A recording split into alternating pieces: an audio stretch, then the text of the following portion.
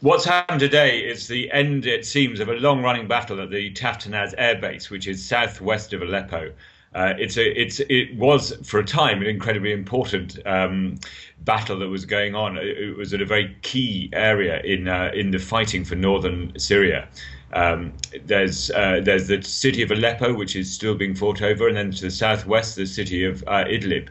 And the rebels were advancing between these two cities and trying to cut off the main road between Damascus and these two cities. The interesting thing is they've now actually captured that main road. So in a way, the airbase itself is now less important because it was totally surrounded.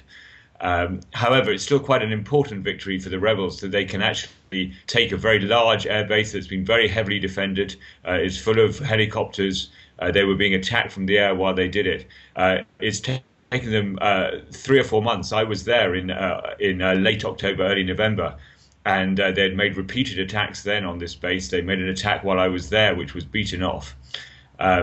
However, the fact they've managed to struggle on and managed to grind down the resistance is quite an important morale boost for them, and it's a sign of how little now the resilience, whether the regime still has resilience, but how even its resilience can now be ground down over months. The other thing to bear in mind about this battle is it's been fought largely by heavily Islamist brigades that have really risen to the forefront of the fighting in northern Syria in recent months. Jabhat al-Nusra and Ahrar al-Sham are these two jihadist brigades who have really taken the fight to the Syrian regime in recent months.